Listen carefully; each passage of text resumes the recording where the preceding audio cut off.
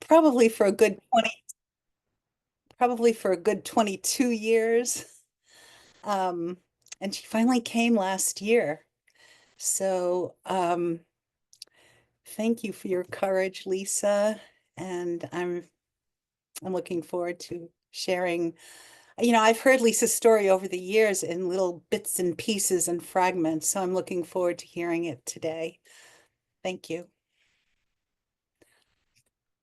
Um, Hello, everyone. First, I also want to just mention, although his photos are not on, my brother's here. That's Salem Reiner in the lower right-hand corner. Uh, and my son, Daniel, who's at a doctor's appointment, I believe.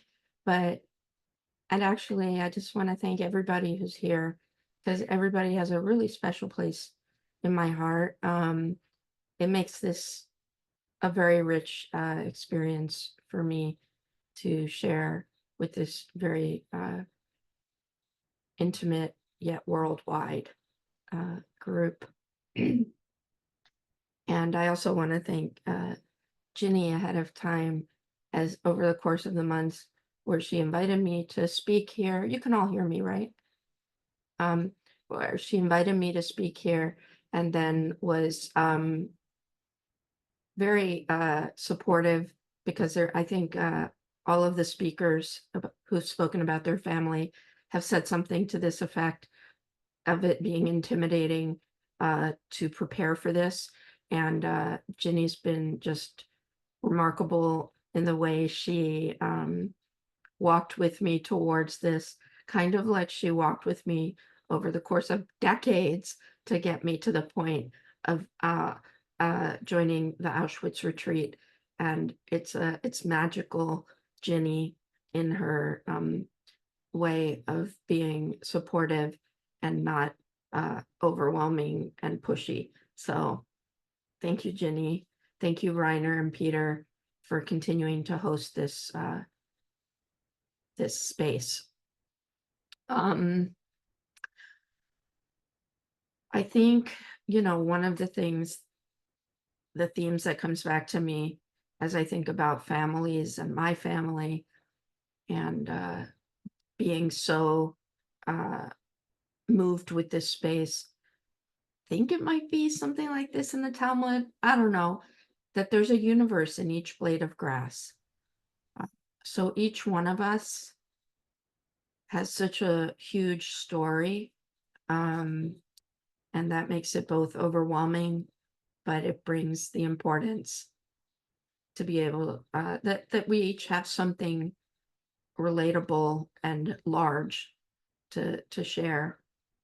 Um, I do have some written remarks, and I asked for the chance to share the screen because I also have some photos and some other original documents.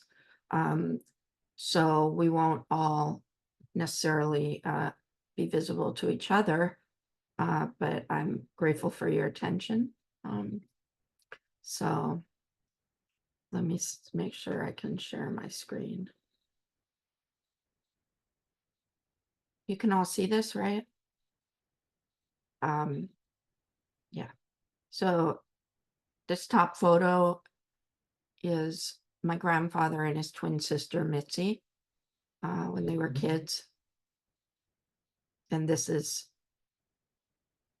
Mitzi and Willie with their parents. So sorry, I did not mean to bring that on. So one of my earliest memories is of my father at my bedside reading to me when Hitler stole Pink Rabbit, probably the late 1960s or 70s. The intimate family connection was intense, but really not elaborated on. I grew up in what can only be called an ultra-secular world. Yet I always knew I was Jewish and identified strongly as such. My immediate family never belonged to a temple, never visited synagogues, and did not celebrate religious holidays, Jewish holidays.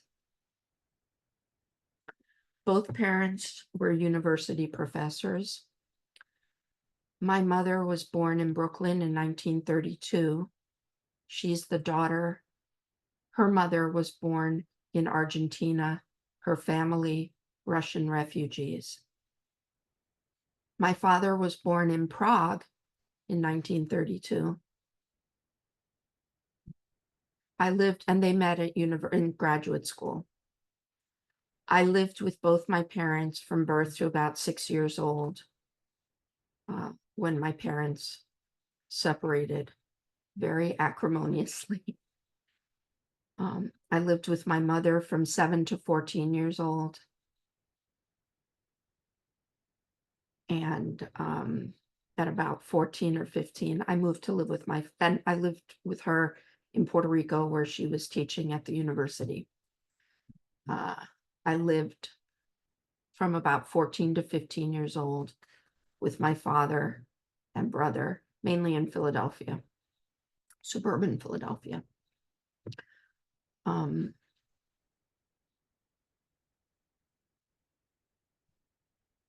the late 1920s and early 1930s, my paternal grandparents were building an enviable life in Prague among university students, artists, and other young people liberating from their conservative, rigid pasts. My grandfather became a lawyer and worked in a glass factory.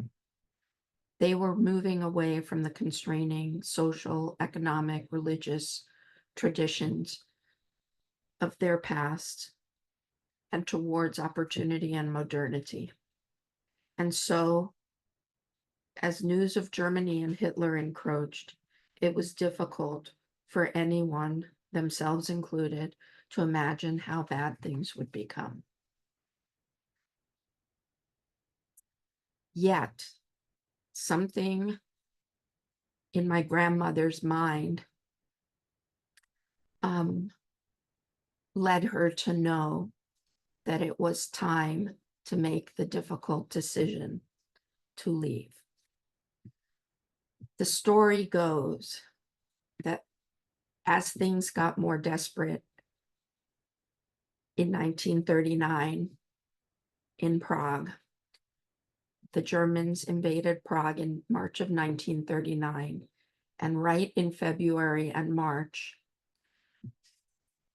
my grandmother and grandfather were making decisions and plans to get their passports and make the decision to uproot from what at the time was such an inviting and positive world for them.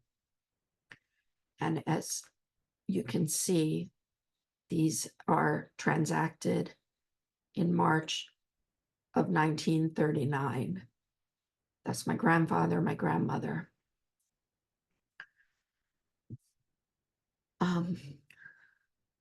The rumor is that my grandmother was in line to get permission to leave with her with the family, my father, who was a little boy, and the two of them, Willie and Edith, they had to get permission to leave. It was already being, at that very time, being the Germans were making the decisions. And as you can see on the left upper passport, their decision to leave 13 March was stamped with a swastika by the Germans. My grandmother, other people in line were being told they were not allowed to leave. My grandmother, who spoke German, as many Czech people did, offered to translate. And out of that bravery, she was able to garner something human from the guard who let my grandfather, and my grandmother get that stamp to leave Prague. It was kind of a miracle, but it had to do with my grandmother's bravery and ingenuity. They took a train to Italy, not really having a lot of plans, just get out of Prague, and then to Maryport, England. Maryport, England, somehow they came to a house in which 4 other Czech refugee families shared the space.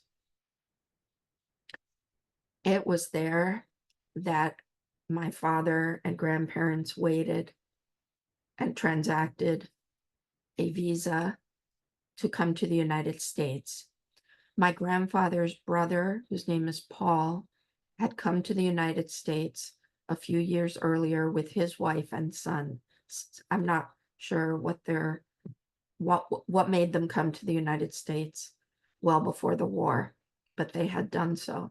And for that reason, there was some link to be able to transact a visa. Between 1939 and October of 1942, when they finally were able to get that visa, they were living in complete limbo. There were times when my grandparents left my father, who was 7 years old at the time, alone as they went to London to be more on top of the visa process. He was left, my father was left with different families at one point. He was left with a family of gypsies who were in England. And this was completely out of their anything they knew, and yet they were able to navigate it. Eventually in 1942, the visa did come through. While they were in their home in Maryport, England, bombs were dropped, the house was bombed.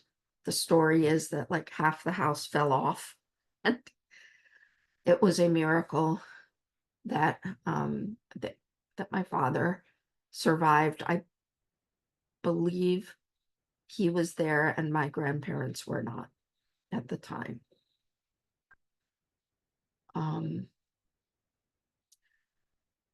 These were very painful and disorienting periods of separation.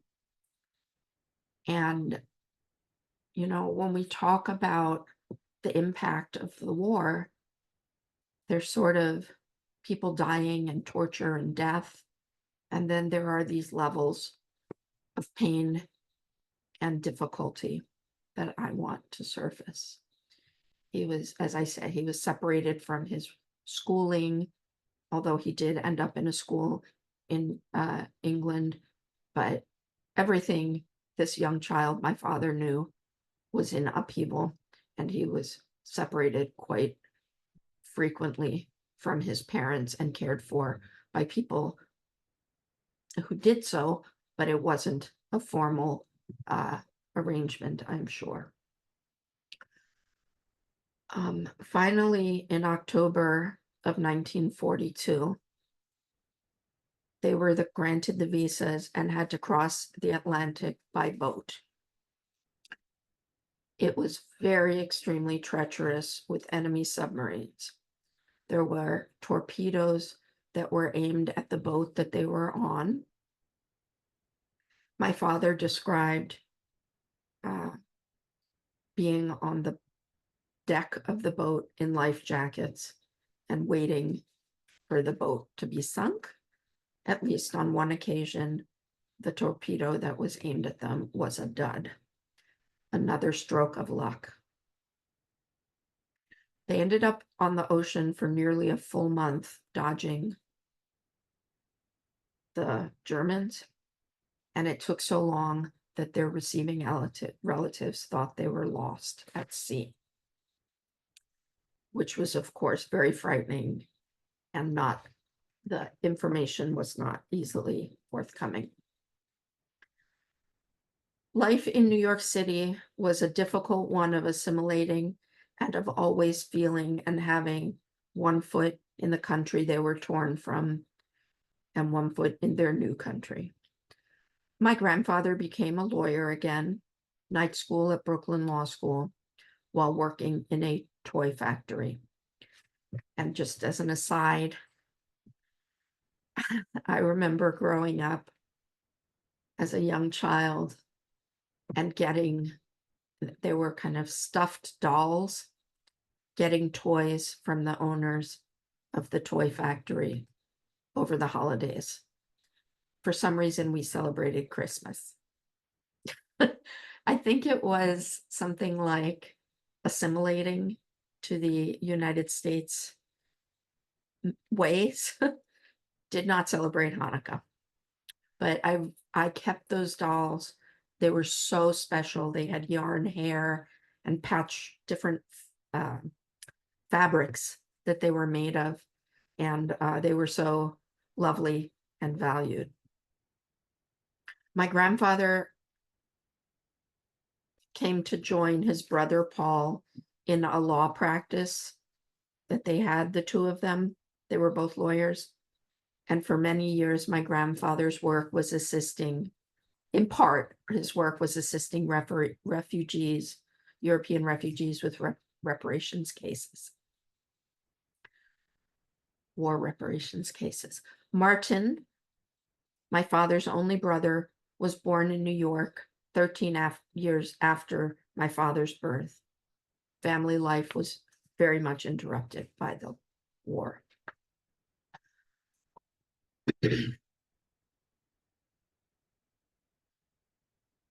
My father became very highly educated and had an illustrious career as a professor at the University of Pennsylvania and other schools.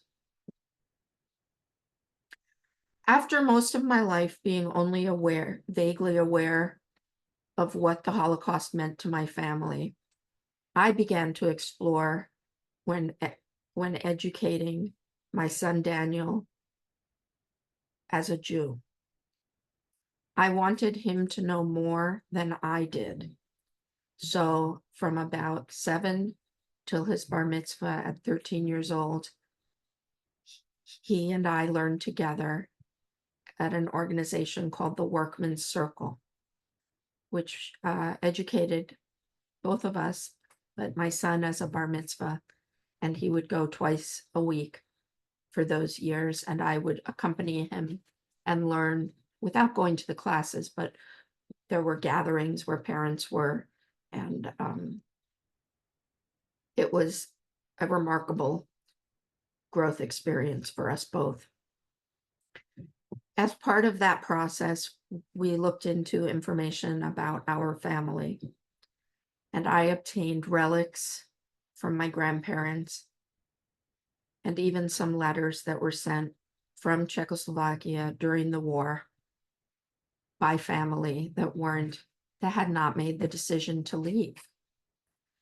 The letters were heartbreaking as they described more and more desperate situations and circumstances. The letters were translated, and these are some excerpts from the letters. This is from my grandparents' twin and her husband. For us, if one can say so, things are good. Hugo, who's her husband, they were sort of trying to make better of it, has been let go from work. He works only a short time, and what will happen after that? Possibilities for work for him and the others do not exist. The best for all of us is our youngster, the little boy, Hansi, my father's first cousin. He is always good and in a high-spirited mood. That was in 1940, a year after my father and his parents left. And then it continues. They're asking very uncomfortably for information about how to emigrate.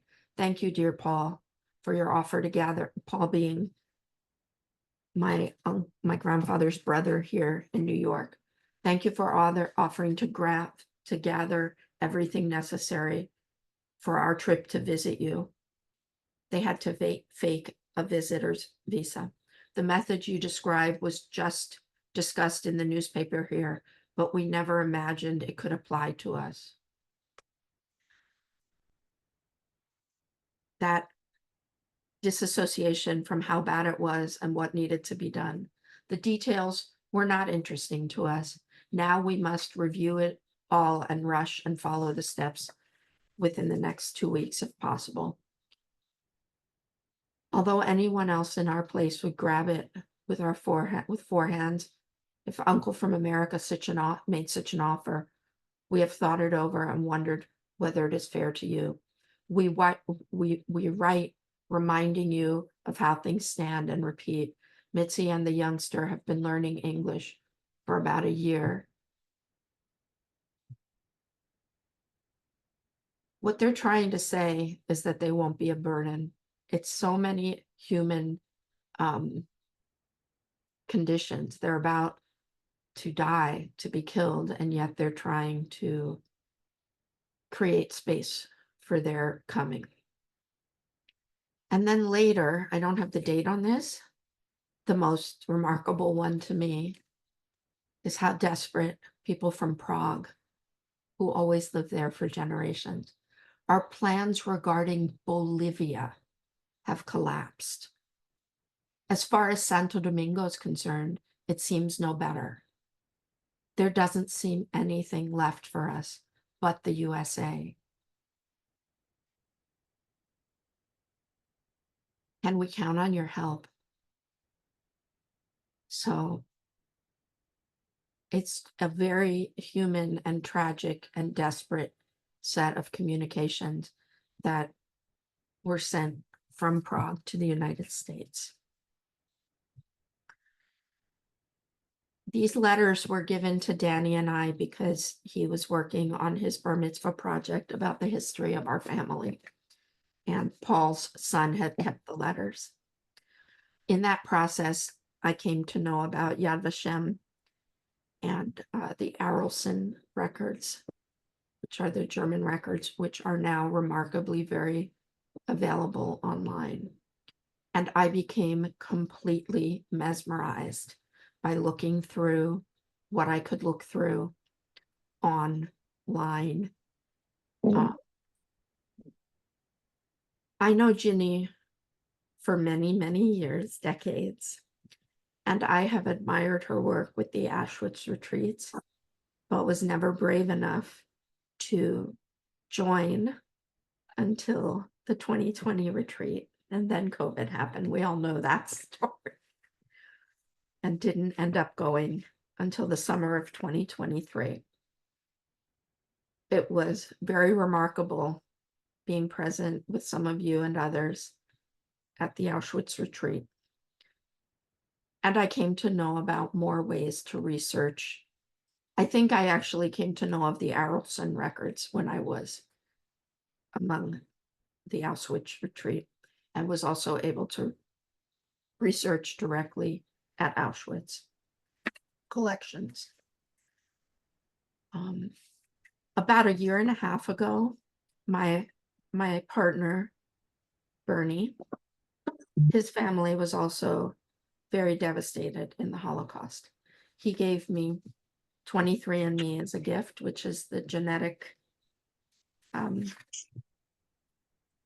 like looking at your past. Genetically, you send a sample of saliva.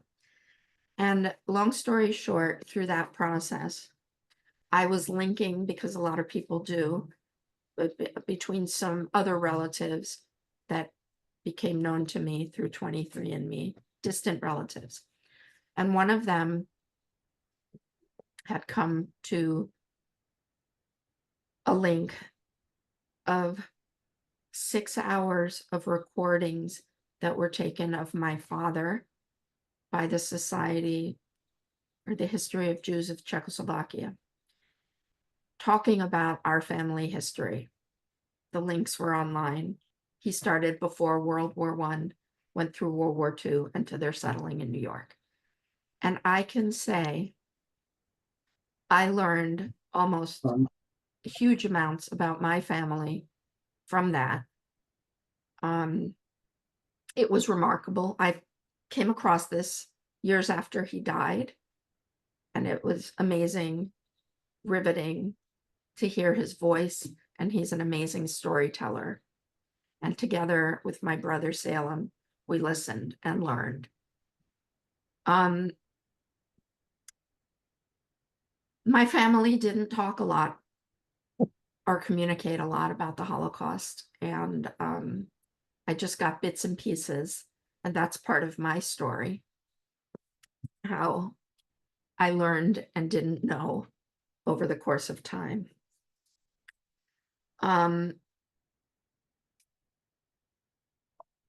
I can tell you that my grandfather's twin sister, this is her son, who was my father's first cousin. Hansi, this boy, and his parents ended up being transported to Auschwitz and killed. And here's my father, kind of at a similar age. And just the difference of paths between two universes. I look at this picture and can't believe that this little boy, his life was ended as it was. I was able to find, now some of this is records that I was able to find. This is related to his mother, Mitzi, whose full name is Mariana, and her maiden name was Pick or Pikova. Were taken to Theresienstadt and then transported to Auschwitz. More remarkable are these three contemporaneous cards transporting this family to Auschwitz, Oswiecim, I believe it's from the town of Auschwitz. Somebody hand wrote these cards, and they were boarded June 9th of 1943 onto transport trains and sent to Auschwitz. This is documentation I found on the internet, and it rivets me, these contemporaneous records.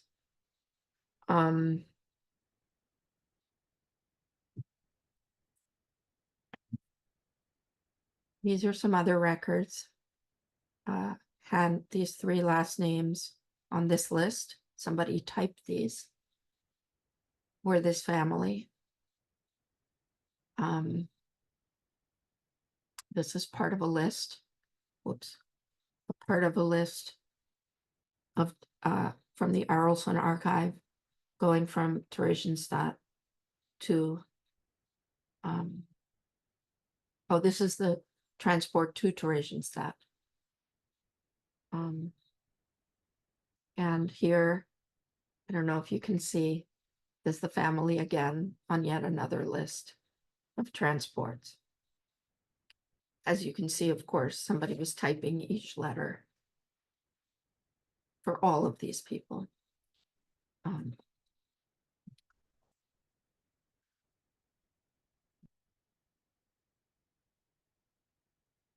My paternal grandmother had a sister whose name was Ruth.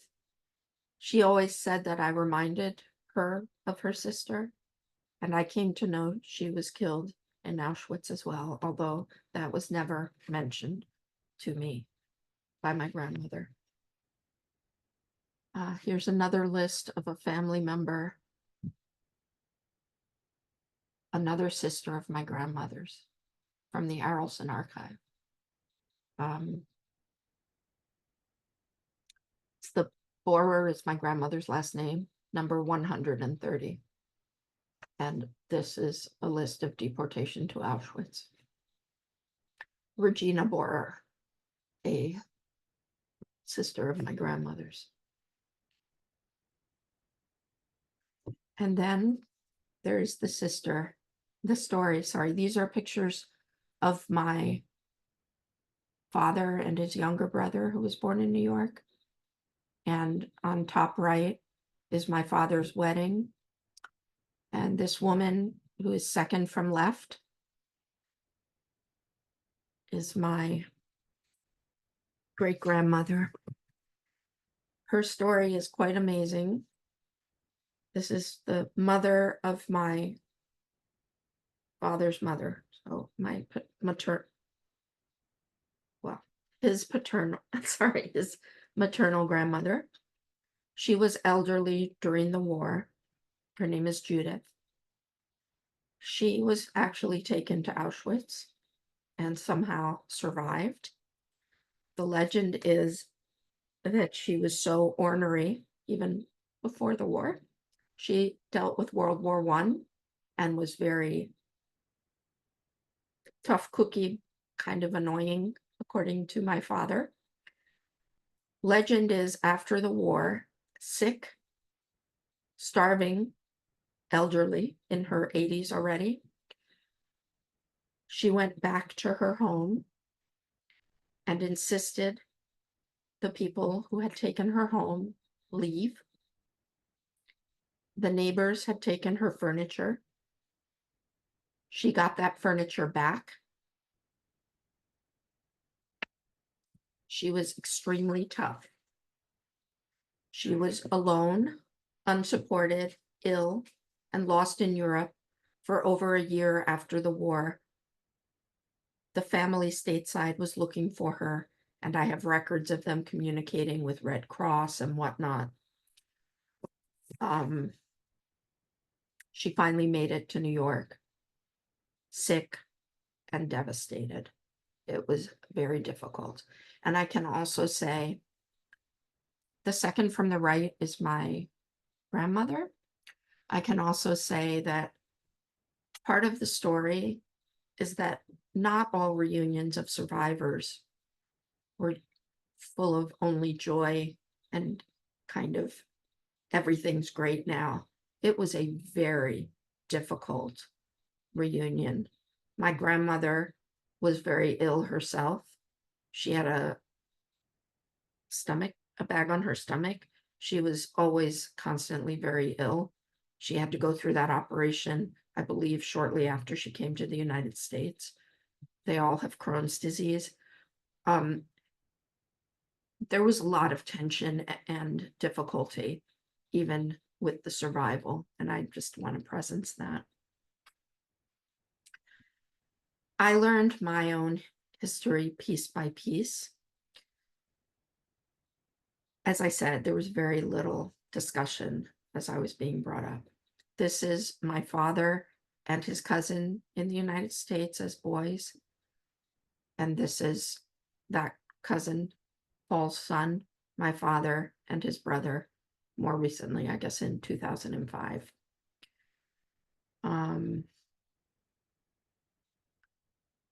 These are my grandparents. They had an amazing marriage and relationship that, although my parents had a very broken marriage, I looked to my grandparents as a kind of a model of sorts of what love and marriage through thick and thin can look like. Ginny and I talked often about how little I knew about the specifics of my family and how I never felt the space to ask more. That's part of my legacy. Why was it like that? Did they want to spare their children the terror and misery of that period? Did they not want to live in that tragic past? Was it dangerous? I kind of got a sense that they felt it was like almost, if they thought about it, it would swallow them up. They shared about it. Another part of my legacy is anxiety. I have very high anxiety, wondering when things fall apart again.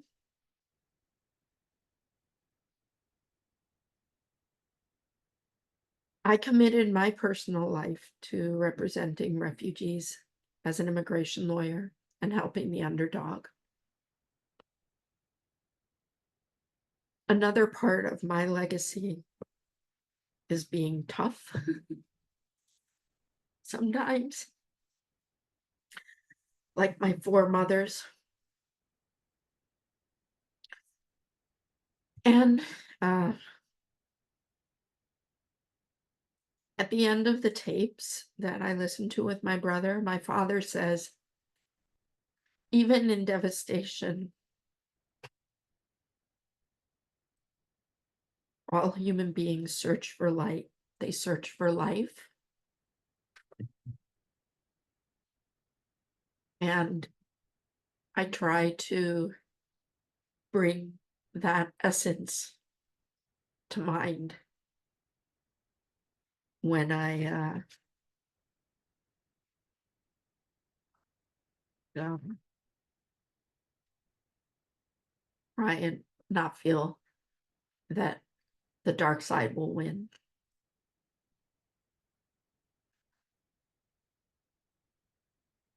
That's my story. I'm sorry I'm weepy.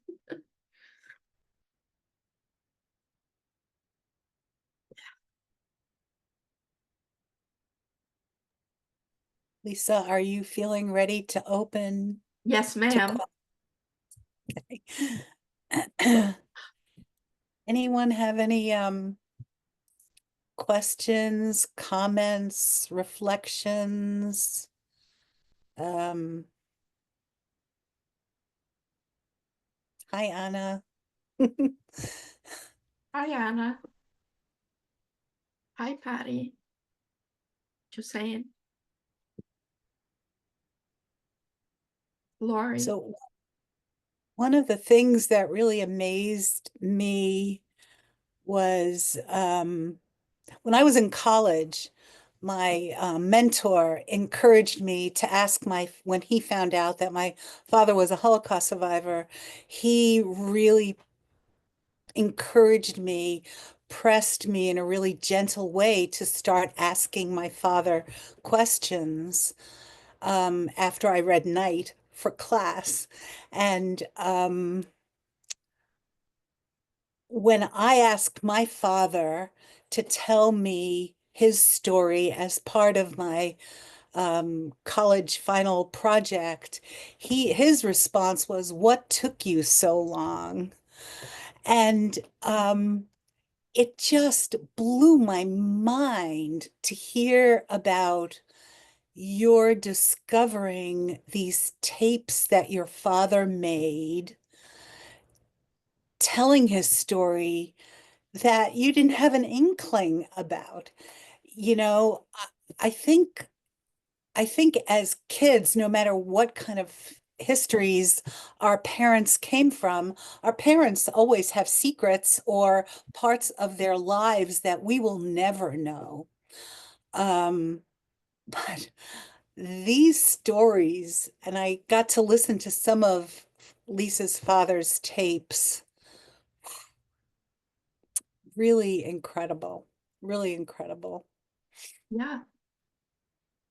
As I say, I'm not sure, um, like of even there's like there are things I don't know about our past and our family, but I also don't know how and why the conversation was the way it was. Um, Serious. it's and my brother's here, Salem. I don't know if you're able to speak, uh, Not to here share anymore. any thoughts.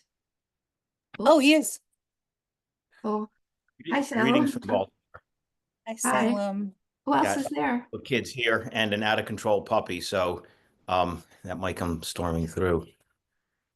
So hearing this, is I just put a note in the chat. It's inspiring. It's lovely. I'm so proud of you and thankful for this forum to be able to articulate. I can say I what Lisa talks about is very true in terms of our family, in terms of how they interacted. some memories very clear, some very new, but all very surprisingly near the surface. So thank you. And thank you, Lisa. Sending you a hug up there. I Thanks. love you. I love you both. Love you guys. Love you. Bye. Yeah. Salem, was there anything that you heard today that surprised you? I'll start out by saying how quickly the voice in my head and the emotion rose to the surface. Including I'm not a weepy person, and the the tears did come. So that was interesting in how profound. I have both my adult daughters here, and having them hear this level of information was also terrific. Um, I come back. I mean, it's so in some ways easy to judge where we are today. And I don't only mean in terms of politically and where one might stand, but the relevancy of how everything from just dumb luck to being smart and curious and tenacious and not too risk averse. Edith and Willie were very risk averse people in the world that I knew them, but Well, how those, Willie, can I just well, say, yeah, I think Edith had a little bit more of an edge, you know, true. you know. Um, Um, but also deeply thanking Lisa for digging up this information and hearing one's parent, no matter what your relationship is, hearing after they have died and hearing their voice is one piece, but also hearing some very unfiltered information and understanding it. yeah. Um, and then the last piece is just the importance of the role of community, however one defines it. I mean, looking at this group and listening to it, that there's a forum for this kind of space, but also when things are happening, whether it's in the 1920s, 30s, before, or here today, kind of, I just say the relevancy of it. But I'm proud. Also, I'm proud of my little sister. She's not little. Like, so proud of you. So thank you.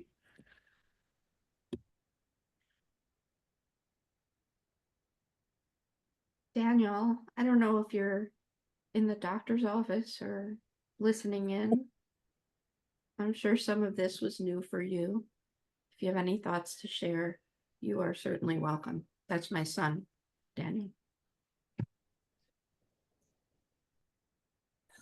Lori, did you want to say something? Unmute yourself, please.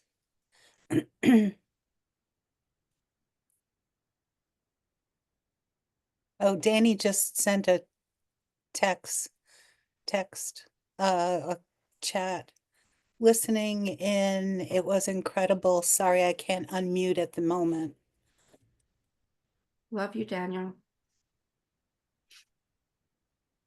Hi, I'm Lisa's friend Lori, and I thought this was beautiful. I feel like I know the people and I'm mourning the people that Lisa spoke about. I had a quick question. I was wondering how much this story, your history, much of which was unknown to you until you uncovered it, how much you think it formed you as a person.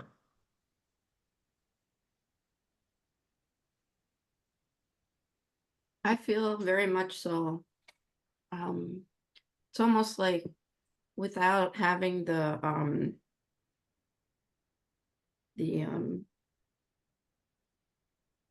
formalities of Jewish religion in my life, I feel that that's how I feel very much connected to who I am as a Jew. I feel 1,000% that I relate to this notion of needing to protect people who are unprotected, or to relate to people who have been put on the defensive, or so in that regard, as I mentioned, I have a constant, I think I have anxiety from it. I can, like, I don't know if this is too much information, But every time I go to the dentist, I flash into how horrible it must have been for people who were tortured by the dentists in the camps. Like, that's what comes to my mind when I'm sitting in the dentist chair.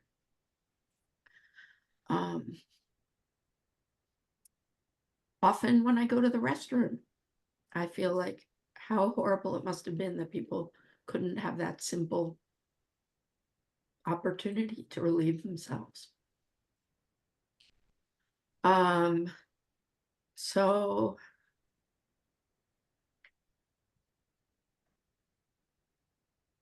I think that it's present in many ways for me, both positive and not positive. Those last things were probably not the most positive, but it also makes me a very sort of caring fighter of a person. I worked for a number of years, 20 years as an immigration lawyer. And I was saying to Reiner, who's here earlier, how my compulsion is how that I'm very drawn to the stories of people who are non-Jews and what was their experience. My friendship with Ruth and knowing of her experience and the pain and difficulty in those worlds as well. As a lawyer, you know, I worked with people who were very dogmatic, saying, you know, we only represent people on this side of the Civil War, the leftists, because the military and the right-wing governments in Central America were evil. But I sat down with people who were military members, police members, and I listened with tremendous intent to their stories. They might be persecutors, but they have the entire human experience as well. So that's sort of a way that I feel it's connected me and shaped me. Of course, choosing to be an immigration lawyer defending refugees is very connected. Yeah.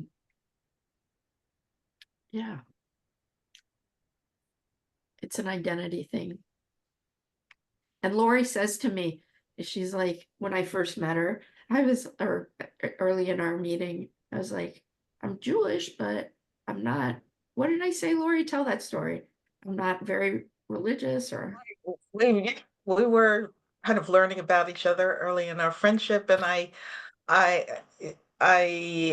you know, I said, are you Jewish? And Lisa quickly said, yes, but I don't identify, I don't do anything, I don't go to services, and I don't do the holidays. But yeah, I guess I am.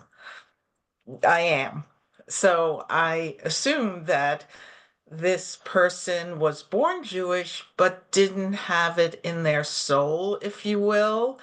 And very, very quickly after that, I realized that it was suffused in her soul and came out, whether it was her values or how she dealt with situations, but also when I went to services and invited her, she was, yeah, okay, I'll check it out. She was curious and marked holidays, and when it was Holocaust Remembrance Day, of course, sent out just gorgeous um, emails or text to people about Hansi and his story, who was pictured here today.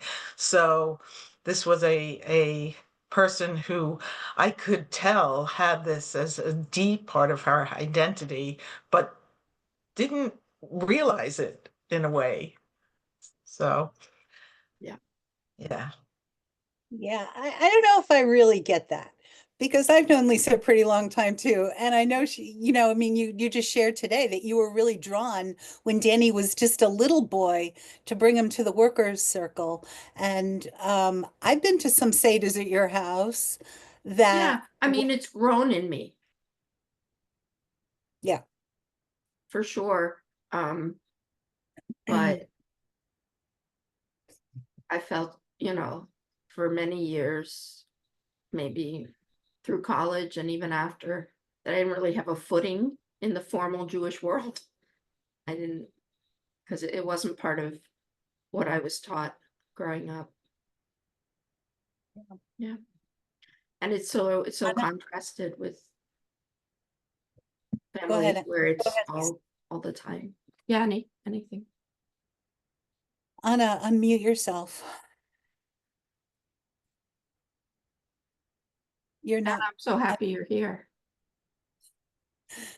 You have to unmute yourself. we can't hear you, Anna. Can we unmute her? There. Wait. Can we unmute her?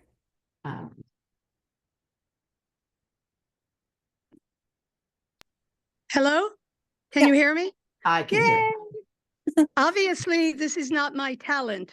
This part, I just wanted to say I'm so grateful, as I said at first, that you told your story today, and I'm really struck with how familiar it is, even though we're from two different worlds. And as you know, I wrote a play about Theresienstadt and have interviewed. There were only 100 survivors of the 16,000 children, and I've interviewed a group of them, and we have so much in common, children of survivors. And for me, it's the fact that we were named after people, for the most part, that we never met and will never know. And yet we have this awesome responsibility to represent them our whole life. That's a big thing expected for me. And my sister and brother, all three of us were named after our grandparents and aunts and uncles. And we carry that name with pride, with great pride. But I would also like to say about Judaism, even though today I'm a Jewish chaplain, I really had fear of Judaism growing up.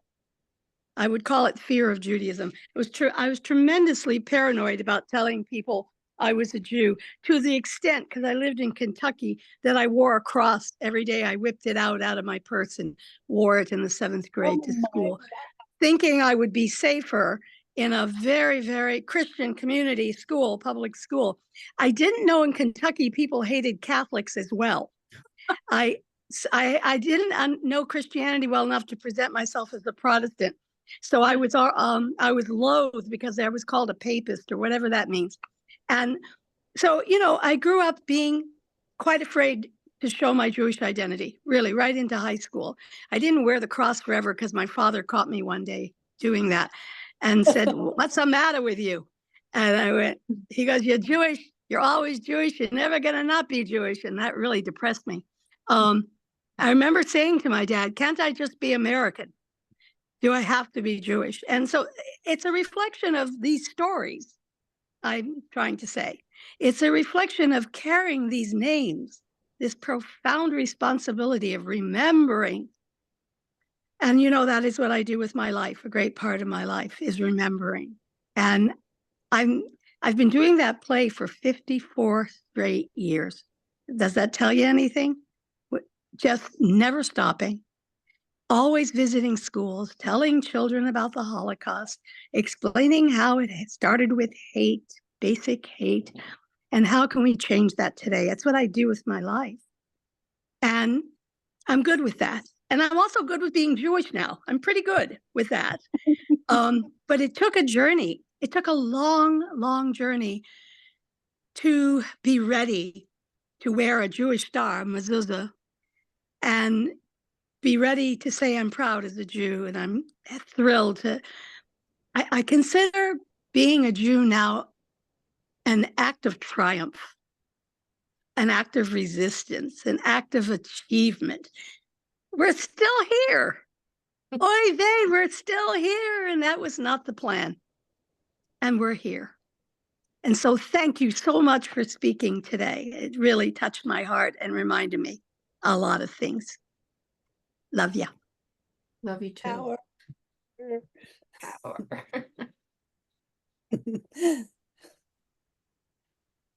Pauline, unmute.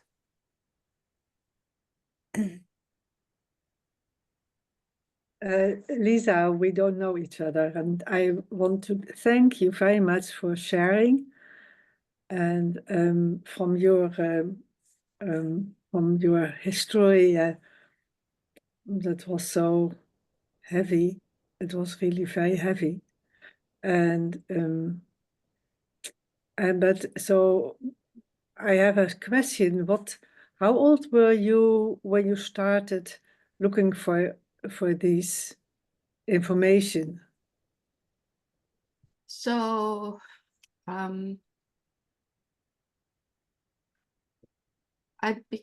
started searching, I think, when in like the early 2000s. So I was born in 1963, so like 30s, in my About 30s. 40.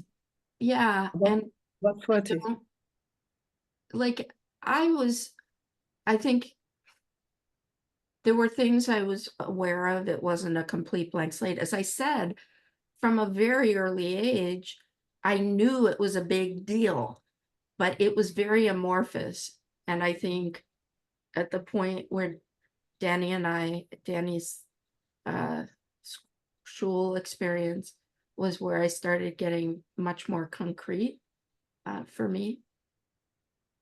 Oh, yeah.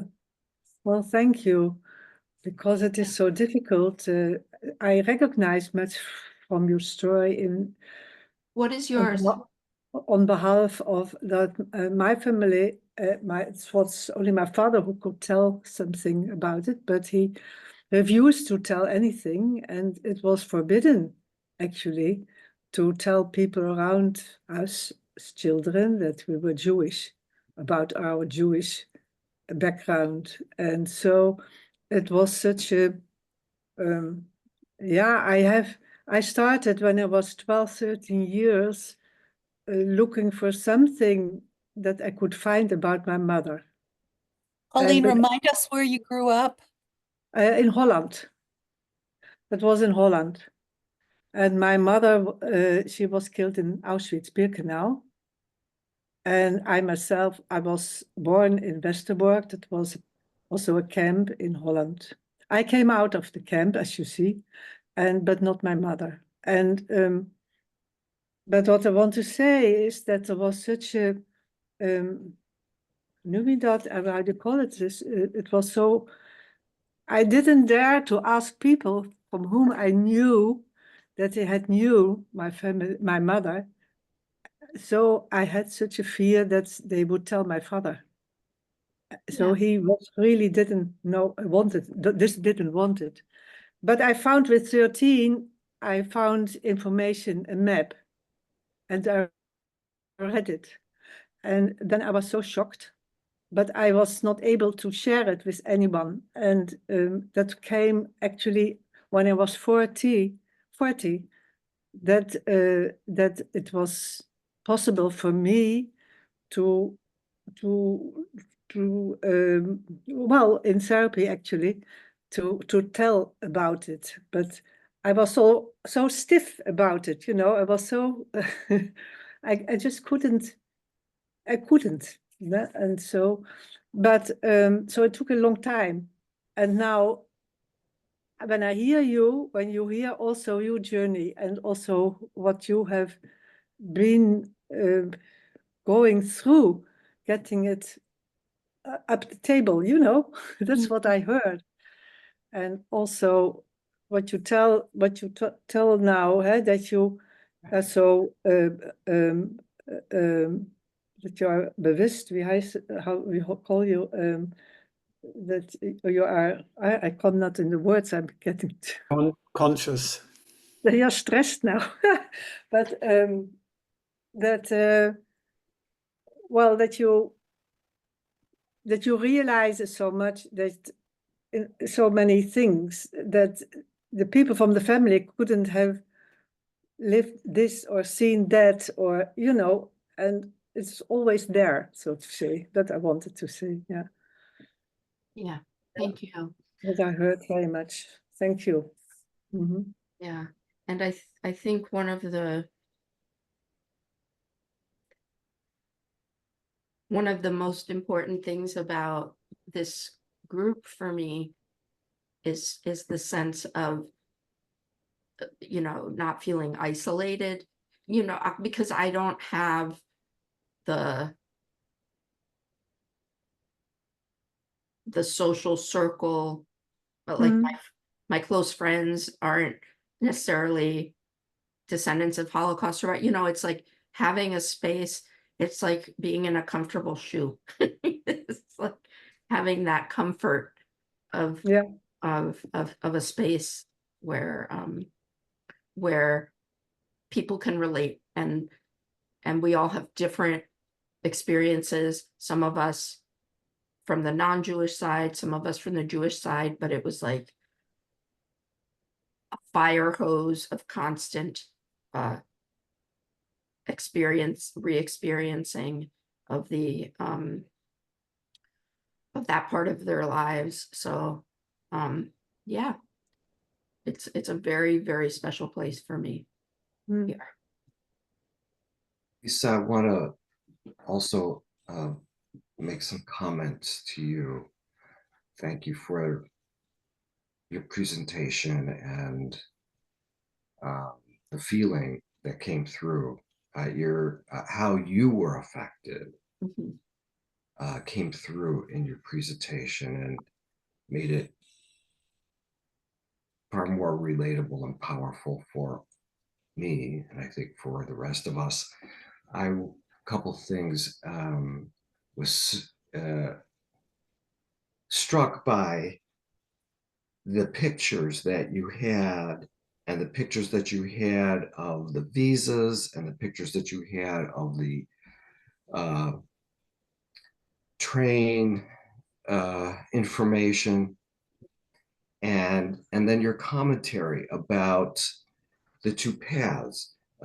Here's a visa and a family that is alive, and here are people who are seeing the end coming at them and are wondering if they could be sponsored.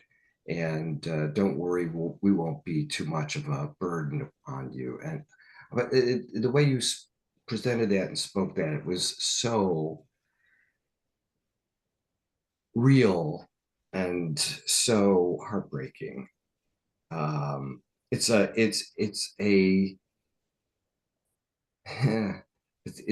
a different kind of presentation of a very familiar story. I mean, the details of the story aren't specific to your family, but the way you spoke it and the way the detail came through was very different and powerful.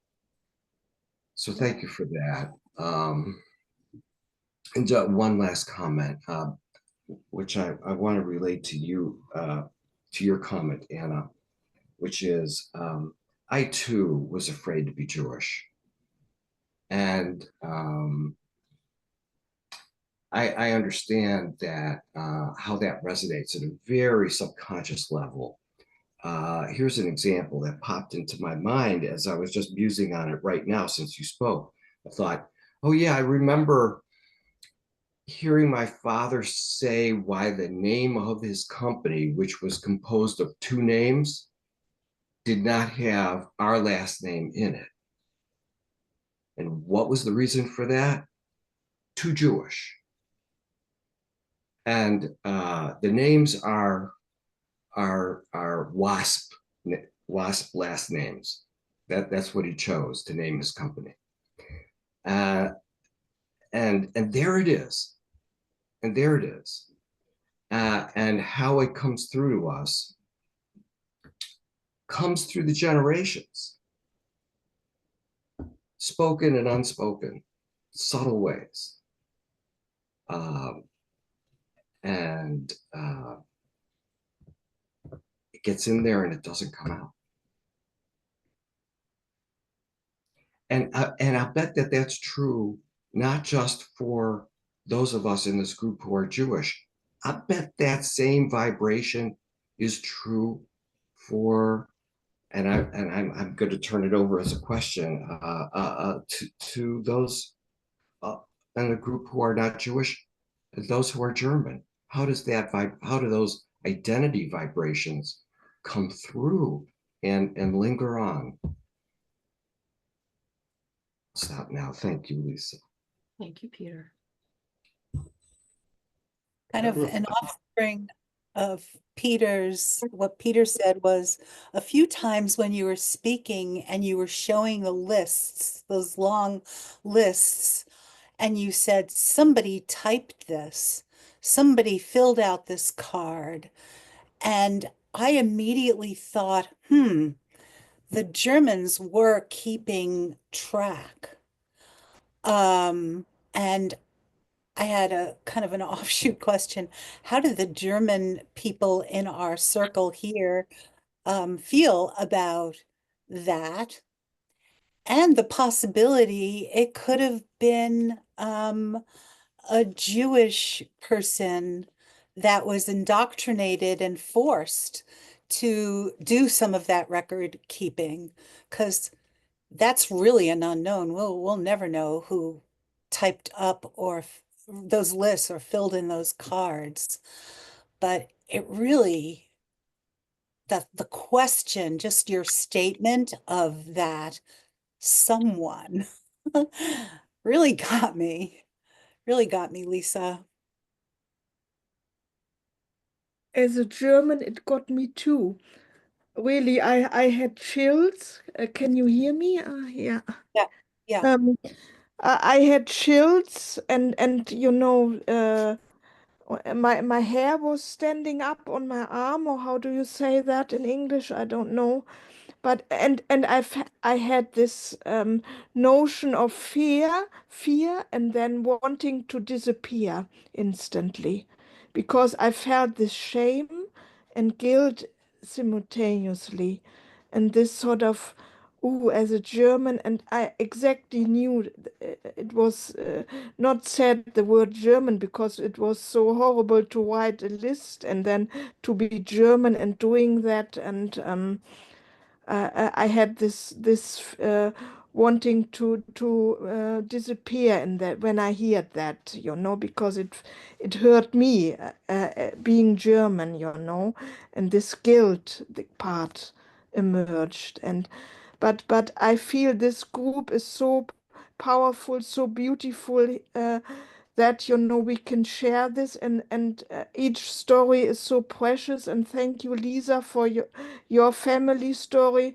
and for me as a German to be able to listen to such stories, because in the past I wasn't able, and I wasn't open to listening to such stories. And that's why this group for me is so precious, really, that I'm in this space with you to be able to now at the age of over 50 to be open to this side.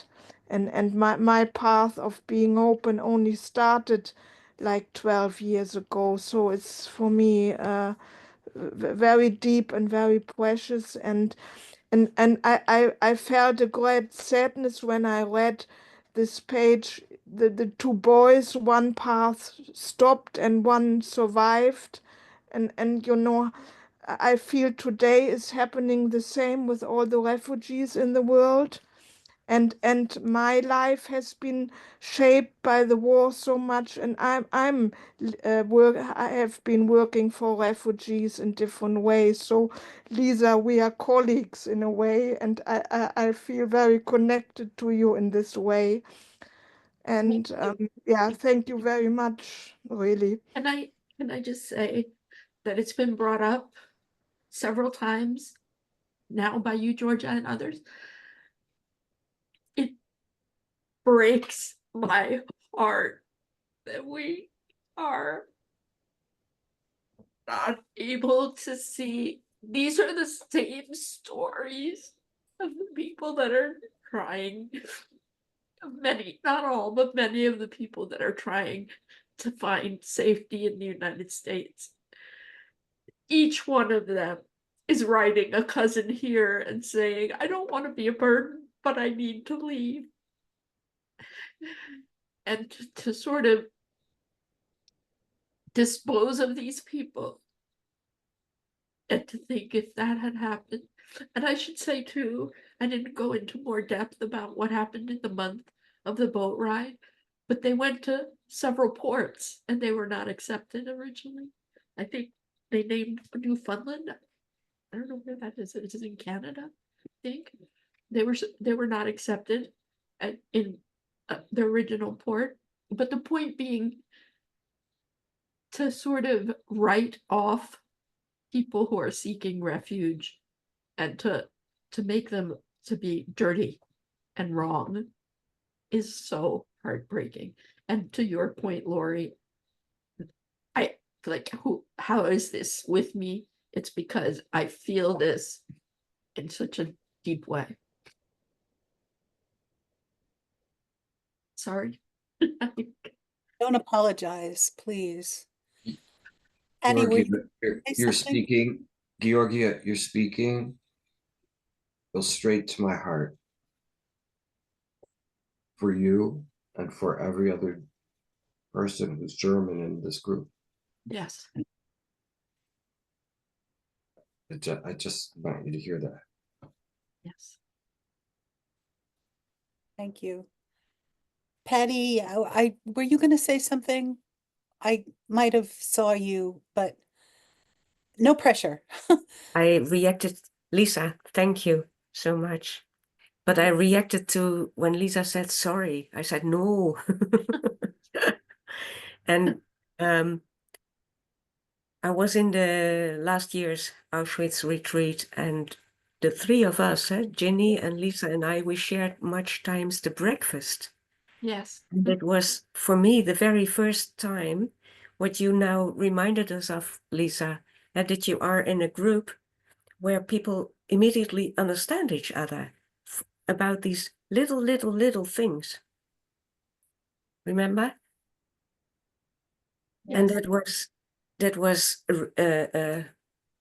so new for me. Yeah. So new. Yeah. I told them, can I repeat one example that now comes to mind, that I told that as a child my father taught me never to, I had the habit of, when we sat at the table eating, what I liked best, I wanted to keep on the side of my plate for the last bits. And he said, never do that. You never.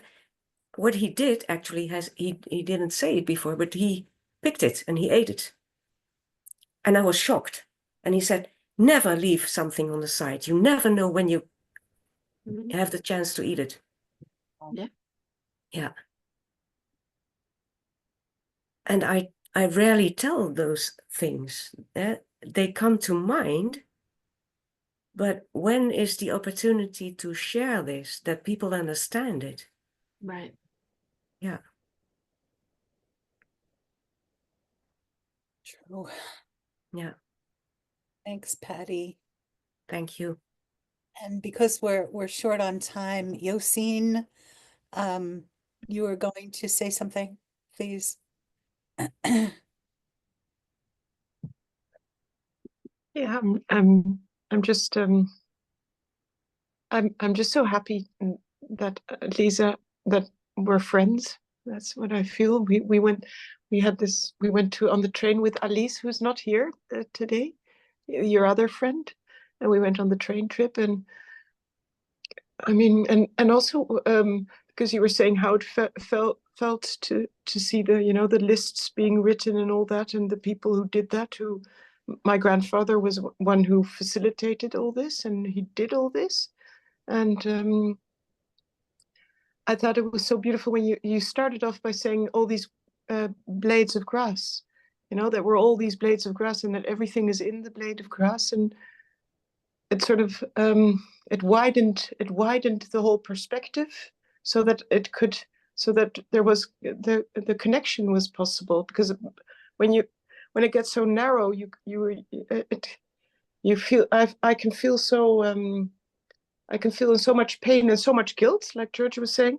I can feel so much guilt that I freeze. My heart freezes, and by letting it flow and seeing that,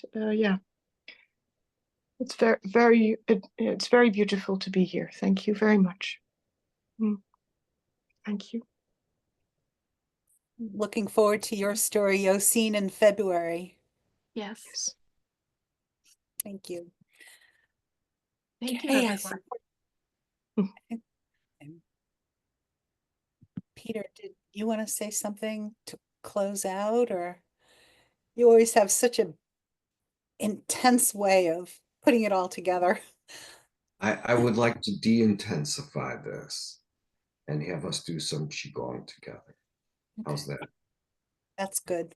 Okay, here we go. Reiner, bring in the bell, please. Our hands are up in front of our chest. And on the exhale, the hands softly go out toward each other. And then flatten out as we draw energy from our wonderful, unusual, special place of gathering of people back in on the inhale. On the exhale, we send energy out across the oceans. Inhale. Exhale.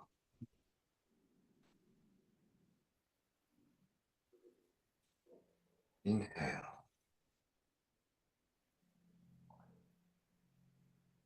Exhale. Breathing together, moving together across this distance.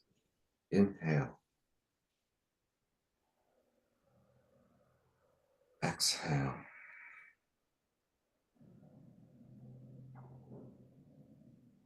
Inhale.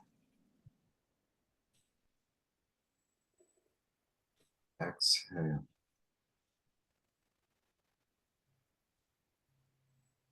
Inhale. Exhale. Last one. Inhale. Exhale. And now we close the same way. The hands come back in and circle around the sides of our body, come up overhead, the palms face each other, and come down the midline of the body. Place your right hand on your lower abdomen. Place your left hand over that hand and take a couple of slow, deep breaths.